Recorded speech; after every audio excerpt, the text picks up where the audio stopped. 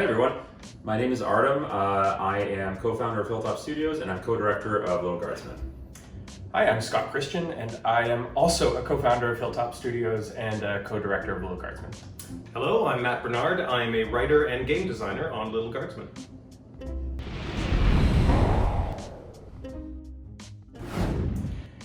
I'm going to toss this one to Artem partway through, but where did Lil come from?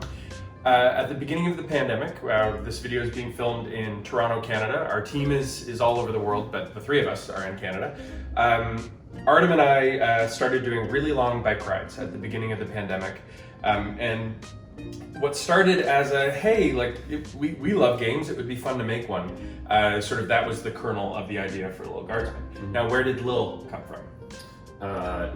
One piece of trivia is that there was an early moment where Lil was going to be sort of a Shrek-like troll. I want to be clear, it was a 5-minute conversation that we got away. It was a route that we didn't take, but there was a moment where we had thought about it, and Lil is very much inspired by my daughter. She was born right before the pandemic. She's now 5 years old. She's very precocious, very opinionated, just everything I wished for and wanted in a daughter, and also I hope she's her own person. And Lil is very much inspired by my daughter and her approach to life and the way she sort of isn't afraid to take it on and to get in trouble, but to figure it out. She's very self-sufficient, so I think that was the starting point for it. Yeah. Matt, where is Lil? You so much of Lil's conversations and is you, Scott, and Jeremy kind of writing together. Where did you take a lot of inspiration from? I'll say wide-eyed curiosity, but capping it with an opinion. She's, personality-wise, she's open, she wants to take everything in, she wants to know information, but she's not afraid to say her opinion about that information she receives. Silence! Yes, it is gold, but it is legitimate. Certainly not blood gold, if that's what you were thinking. Well, I wasn't before you said anything. Oh, it is changed a lot. When we meet Lil, she's just a 12-year-old girl who wants to go on adventures. And she finds the idea of being a gate guard kind of boring. Why am I doing this? Why am I here? But through that, the inciting incident of being kind of pulled into a guard shift has changed her life completely. She's now doing things she would never imagine she could do, influencing the kingdom and having a part in orchestrating an entire war. It's matured her, but probably not enough.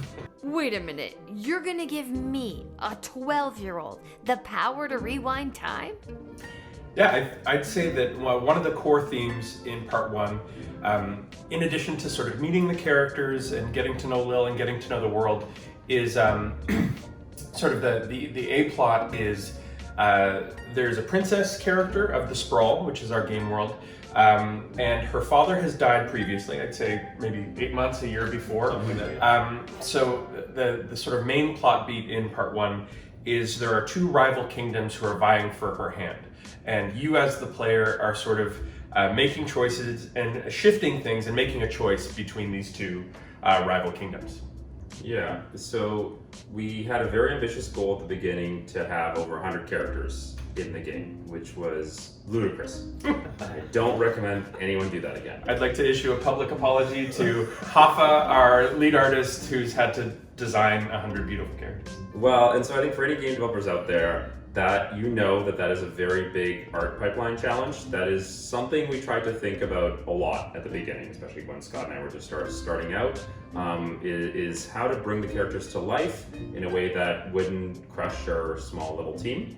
I want to say that one of the biggest pieces that when we started working with Haffa and Bruno, who are two brilliant artists, and they've taken so much of the concept art that I've done and translated it into something that's beautiful and gorgeous, it is the characters feel alive as soon as you see them. That's something we focused on a lot, and they have a ton of personality. And the other dimension of that is as soon as voice comes in, and as soon as the writing comes in, then they have depth, and that seems to be sort of the big thing that we focused on with the game, and we hope you like it. Before I go and face my destiny, can you spot me a fiver? Some of my favorite characters include, and I can't give too many away because I don't want to ruin all the surprises, is one you'll meet early on, which is Senor Capello Fantastico. And he is a man in search of the most fantastic hat. And I thought that was such a basic, simple thing for someone to want, but it just became so beautiful in my mind. It's very subjective.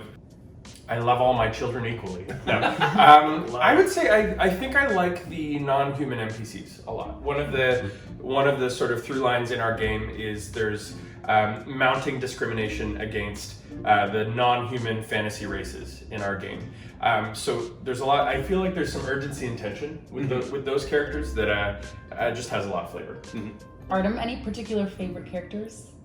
My favorite character, and I'm saying this because Senor Capello is actually probably my favorite character because it's a bit that I didn't entirely believe would work, which is a man in search of a hat, and it works every time for several times. That's the only thing I'll say about that character.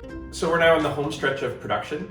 We've got we're counting down the weeks now, and it's funny because certain types of decisions are done. Like the game is there. As of last week, we can play from the beginning of the game through the end of the game, which is a crazy milestone. But I'm just loving now that we're into the shining, tinkering, polishing stage. So that's where we're at right now. What makes me most excited about this launching is players playing it. I know that sounds hokey as I say it, but we've had a lot of positive reception to the demo early on, which is something you always hope for and never trust, I think, when you're making things. And to see people laughing at the game, enjoying it genuinely, having fun with it, commenting about it, it is such a pleasure. There's not always nice things on the internet. I'm sure we won't see nice things on the internet about the game. Matt, what are you excited about? What I'm most excited for the launch is just people's reactions. How they're going to discover the story and what story they discover. Since there's so many different paths through this woods you can take, everyone's going to take something away from it different, except for the people who go through every path of the woods and spend, a million hours, which I'm also excited forward to see someone putting in all that work.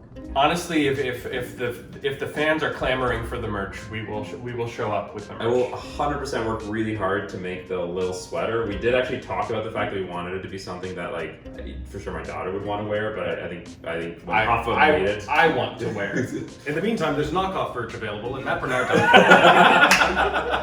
All right, thanks, guys. And